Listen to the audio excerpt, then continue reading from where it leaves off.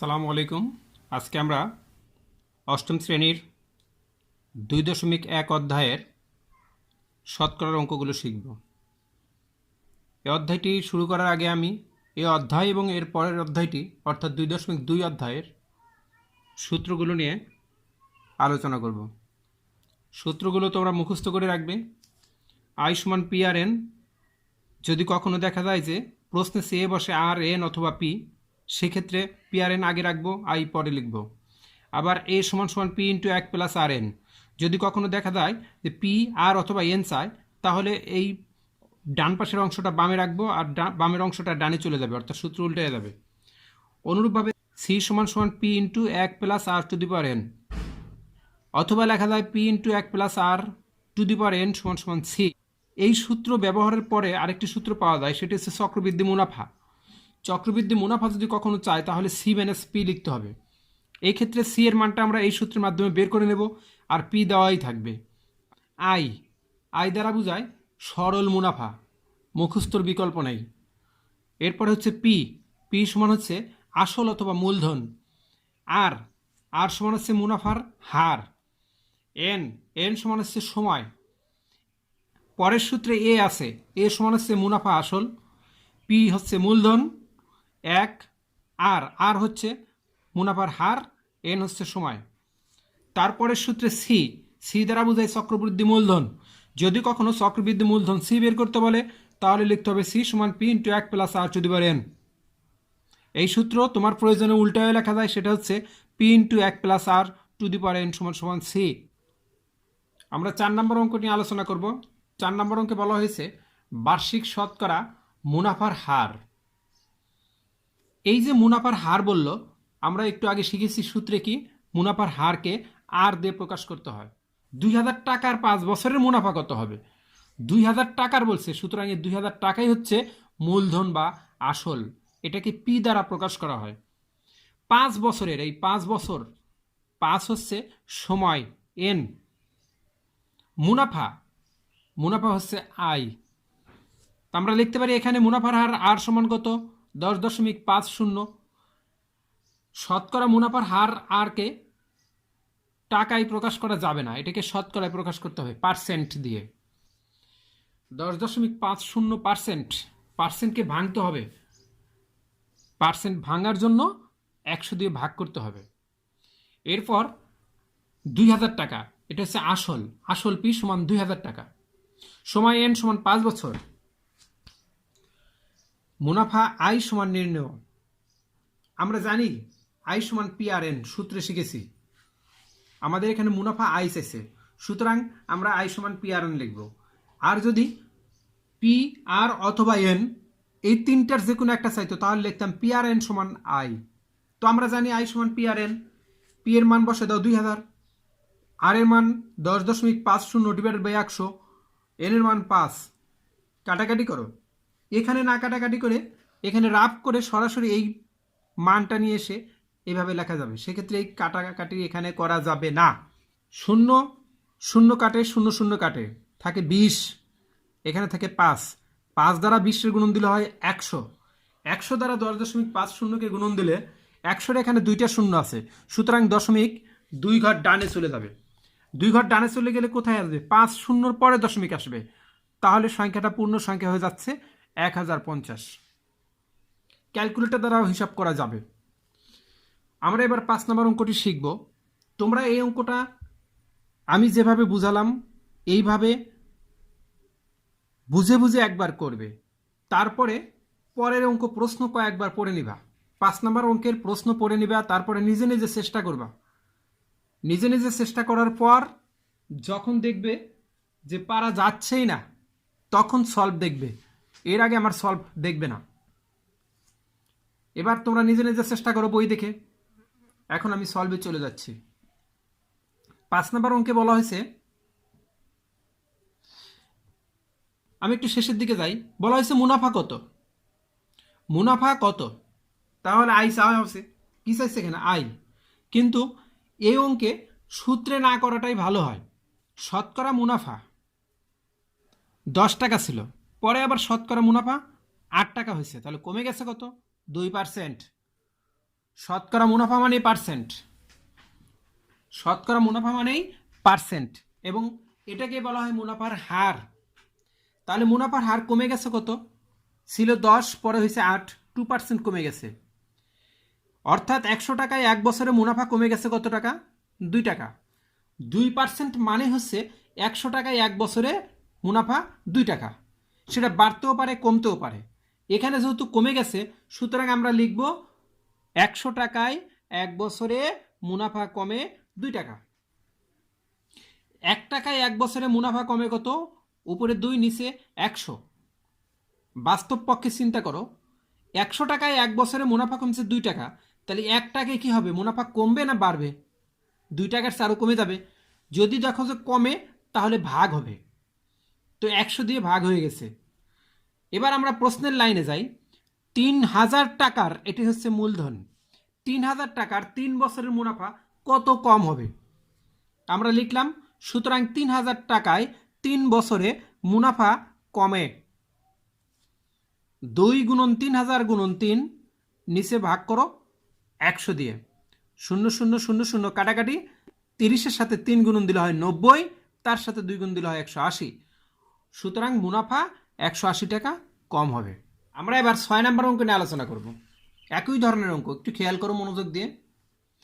বার্ষিক শতকরা মুনাফা, শতকরা মুনাফা বললে সেটাকে বলা হয় মুনাফার হার আর। বার্ষিক শতকরা মুনাফা কত হলে, এর অর্থ হলো শতকরা মুনাফা মানে মুনাফার হার কত হলে, তার মানে মুনাফার হারটা চাইল।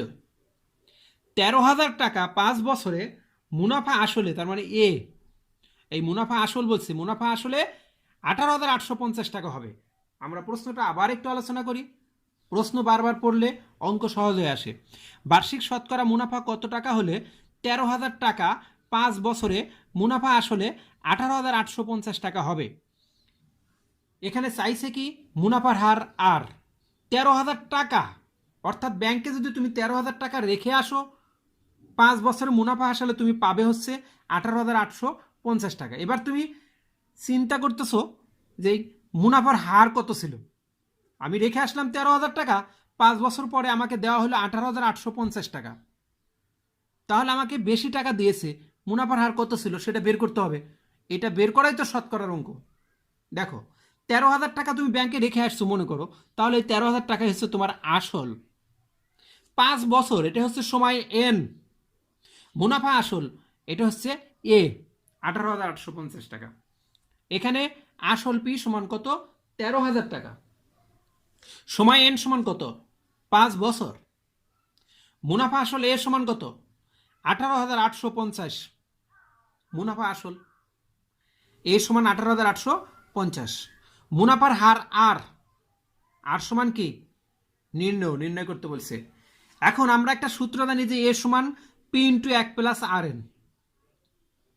আমাদের এখানে আর বের করতে বলছে, এই জন্য আমরা এটাকে লিখলাম ডান পাশে, আর পি ইন্টু 1 প্লাস আর লিখছি বাম পাশে।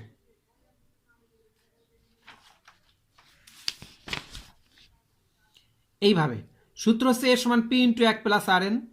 আমরা লিখলাম পি ইন্টু 1 প্লাস আর এন সমান এ। পি ইন্টু 1 প্লাস আর এন সমান সমান এ। পি এর মান উপর থেকে নিয়ে এসে বসে দাও 13,000। 1 লেখো, আর এর মান বের করতে হবে, এন এর মান 5 লেখো। অনেকেই আরটাকে সূত্রের আকারে প্রকাশ করে মান বসায়, কিন্তু এটা অনেক কষ্ট, উপরে নিচে বারবার লিখতে হয়, কষ্ট হয়। তোমরা সরাসরি মান বসা দিবে, আর এর মান তো তুমি পাচ্ছ না, সুতরাং অটোমেটিক্যালি আর এর মান বের হয়ে আসবে। আমি আবার আলোচনা করি। পির মান 13,000, 1-এর জায়গায় 1 লেখো, যোগের জায়গায় যোগ লেখো, আর এর জায়গায় আর লেখো, এন এর জায়গায় 5 লেখো, এর জায়গায় 18,850 লেখো। আশা করি এ পর্যন্ত বুঝতে পেরেছো। এবার 13,000 এই পাশে দেখো গুণন আকারে আছে। এই 13,000 বাম পাশে, সমান চিহ্নর বাম পাশে গুণনাকার আছে। এইটাকে যদি সমান চিহ্নর ডান পাশে নিয়ে যাও তাহলে ভাগাকার হবে। 18,850-কে 13,000 দিয়ে ভাগ করা হলো। এবার 1 প্লাস আর ইন্টু 5 লেখো, সমান সমান 18,850-কে 13,000 দিয়ে ভাগ করলে হয় 1.45। 1 প্লাস আর গুণন 5 সমান সমান 1.45। 18,850-কে 13,000 দিয়ে ভাগ করলে 1.45 হয়। এক বাম পাশে আছে, এটাকে ডান পাশে নিয়ে আসো, তাহলে বিয়োগ হয়ে যাবে। 1.45 থেকে 1 বিয়োগ করলে 0.45, আর গুণন 5 সমান সমান 0.45, বা আর সমান কত হবে, 5 এখানে গুণনাকার আছে, সমান চিহ্নর বামে 5 গুণনাকার আছে, এটাকে সমান চিহ্ন ডাইনে নিয়ে দাও, তাহলে কি হবে, ভাগ হয়ে যাবে। আমরা এখন যেটা বের করতেছি সেটা আর এর মান। আর এর মান যদি বের করতে বলে তাহলে মনে রাখবে এটাকে পার্সেন্টেজ বের করতে হবে, পার্সেন্টে বের করতে হবে, এটাকে শতকরায় বের করতে হবে।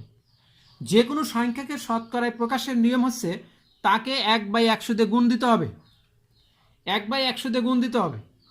তো 1/100 গুণন দিচ্ছ তুমি শতকরা নিয়ে আসার জন্য, কিন্তু এটা তো তুমি অতিরিক্ত গুণন করেছো, 1/100 অতিরিক্ত গুণন করেছো, এই জন্য এটাকে ভ্যানিশ করার জন্য উপরে আবার 100 দিয়ে গুণ করছো।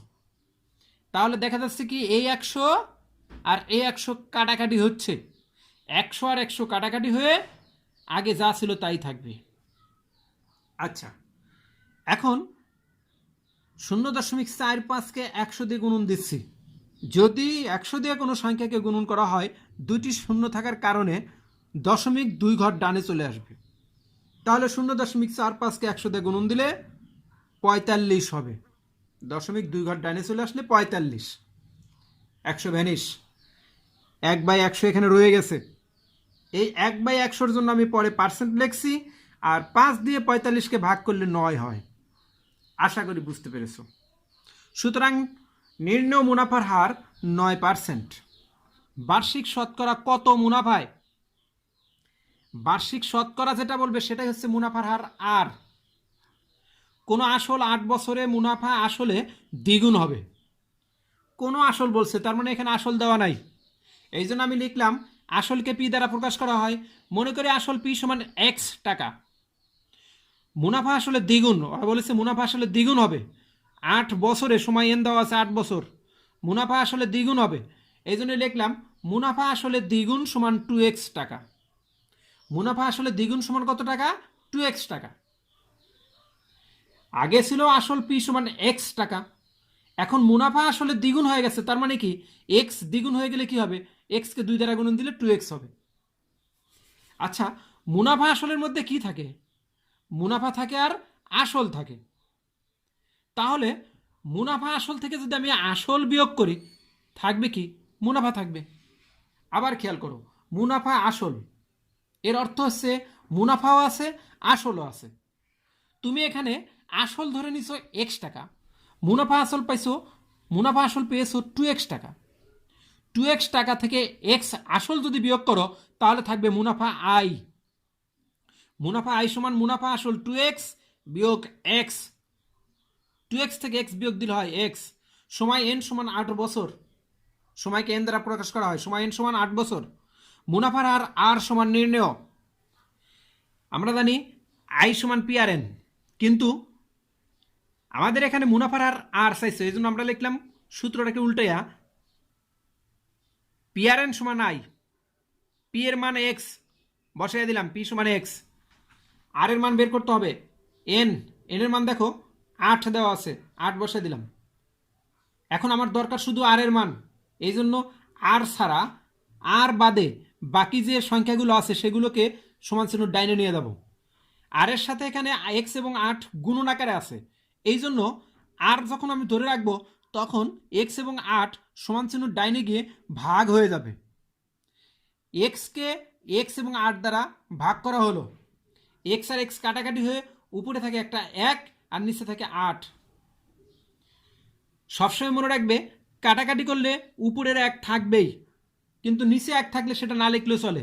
এক্সাম্পল তোমরা একটু খেয়াল করো, যদি আমরা লিখি, যদি আমরা এইভাবে লিখতাম এক্স গুণন 8 নিচে এক্স, কাটাকাটি করলে কি হতো, উপরে 8 নিচে থাকতো 1, এই 1-এর দাম নাই, সরাসরি 8 হয়ে যেত।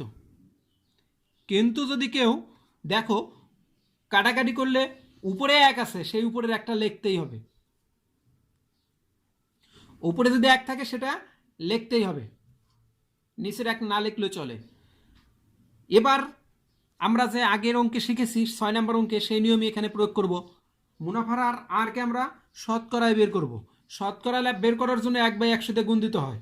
আর এই 1/100 যেহেতু তুমি গুণন করছো বেশি, এখানে তো আর 1/100 নাই, তো 1/100 দিয়ে গুণন দিয়েছি।